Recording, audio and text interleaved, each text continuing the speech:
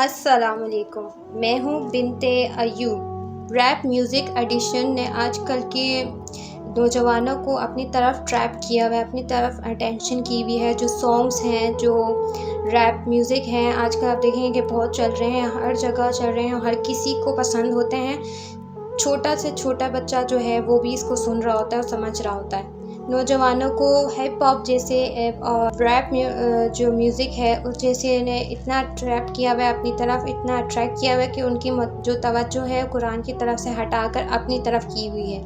یہ چیز آج کل کے نوجوانوں کو بہت کول لگ رہی ہے۔ وہ کام کرتے وقت، کھانا بناتے وقت، اسٹڈی کرتے وقت، واک کرتے وقت ہر جگہ اپنے کانوں پہ ہیڈ فون لگائے ہوئے اسی چیز کو سن رہے ہوتے ہیں، نہ کہ قرآن کو سن رہے ہوتے ہیں۔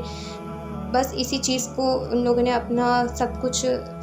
سکون سمجھ لیا ہے کہ وہ جب سنتے ہیں تو کہتے ہیں ہمارے جسم کو، ہمارے دل کو سکون ملتا ہے، پر وہ وقتی طور کا ہوتا ہے، پھر بعد میں وہی ان کا حال ہوتا ہے جو بے سکونی ہوتی ہے۔ تو آپ کی روح کو میوزک نہیں سننا، آپ کے دل کو میوزک، آپ کے کان کو میوزک نہیں سننا، آپ کو جو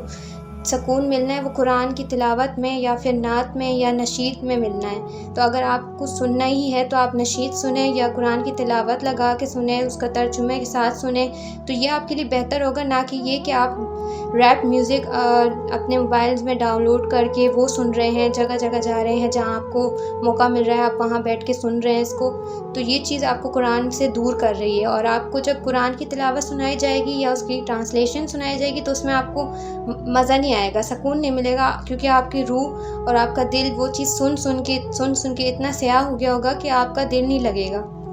جو ریپ میوزیشین ہے، جو اس کو سنتے ہیں، لسنر ہیں، ان کے لیے یہ آیت ہے۔ سورہ لقمان میں آیت نمبر 6 میں اللہ تعالیٰ فرماتے ہیں، اور بعض لوگ ایسے بھی ہیں جو لغو باتوں کو مول لیتے ہیں۔ لغو باتیں من بے معنی، کہ بے علمی کے ساتھ لوگوں کو اللہ کی راہ سے بہکائے اور اسے ہنسی بنائے ہوئے ہیں۔ یہی وہ لوگ ہیں جن کے لیے رسوا کرنے والا عذاب ہے۔ یعنی قرآن کے الٹرنیٹ کوئی بھی ایسی لیرکس یا کوئی بھی ایسے ورڈز وغیرہ جو ہیں جو قرآن سے ہٹ کر ہیں، جو بے فضول، بے معنی ہیں، جن کا کوئی مقصد نہیں ہے، وہ چیز آپ ریپ میوزیشین والے میوزک میں انہوں نے ایڈ کی ہوتی ہے، گانوں میں ایڈ کی ہوتی ہے، جس کو سن کے آپ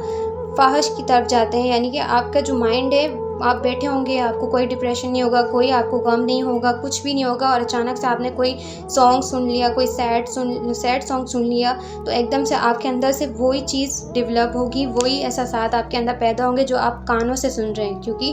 جب آپ کانوں سے سنتے ہیں تو اس کا کنیکشن دل سے ہوتا ہے، تو سیدھا آپ کے دل پہ سیاہی تھوڑی تھوڑی کر کے آپ کو پورا دل سیاہ کر دیتی ہے۔ نبی پاک صلی اللہ علیہ وسلم کے دور میں جب کفار لوگ نبی صلی اللہ علیہ وسلم کے اخلاق اور ان کی قرآن پڑھنے کے طریقے کو دیکھ کے، اس کو سمجھ کے، جو لوگ تیزی سے اسلام میں کنورٹ ہو رہے تھے اور اسلام کو قبول کر رہے تھے، قرآن کو سن رہے تھے، ان کی اٹینشن قرآن کی طرف تھی، تو اس وقت جو اسلام کا دشمن تھا وہ تھا نضر بن حارث۔ نضر بن حارث وہ تھے جنہوں نے دیکھا کہ جو لوگ ہیں وہ قرآن کی طرف تیزی سے بڑھ رہے ہیں، وہ سمجھ رہے ہیں، وہ اسلام قبول کر رہے ہیں، تو اس نے ایک پلان بنایا۔ اس نے کیا کیا، وہ عراق گیا اور وہاں سے کچھ لونڈیاں خرید کے لایا، اور ناولز اور کچھ بے فضول ایسی چیزیں جن کو لوگوں کو قرآن سے دور کر سکیں، اس طرح کی چیزیں وہ وہاں سے لے کر آیا، اور لوگوں کو جس ٹائم پہ نبی صلی اللہ علیہ وسلم قرآن کی تلاوت کیا کرتے تھے، اس ٹائم پہ وہ لونڈیا وہ بولتا تھا کہ وہ گانا گائیں، اور اس طرح سے وہ گانا بجانا اور جو ان کا میوزک کا تھا، ڈھول وغیرہ، وہ اسٹارٹ کر دیتے، اور لوگوں سے پوچھتا تھا کہ کیا تمہیں قرآن میں سکون مل رہا ہے یا گانے میں۔ اور پھر جب جنگ ہوئی تو سب کو پکڑا گیا، 70 سے زیادہ لوگ، ان کے جو بندے تھے ان کو پکڑا گیا، باندھا گیا، اور اس کو سر قلم کرنے کا حکم دیا۔ حضرت علی کو حکم دیا نبی صلی اللہ علیہ وسلم نے کہ اس کا سر قلم کر دیا جائے۔ تو جب اس کو سر قلم کر رہے تھے تو اس نے پوچھا کہ اتنے زیادہ جو کفار ہیں، اتنے زیادہ لوگ ہیں، کیا میں ان سے زیادہ گنہگار ہوں، یا پھر آپ مجھے زیادہ ان سے برا بدتر سمجھتے ہیں؟ نبی صلی اللہ علیہ وسلم نے اس سے کہا کہ تم اس سے بدترین ہو، یعنی کہ تم ایسے ہو کیونکہ تم نے میوزک کو، لونڈیوں کو، گانوں کو قرآن کی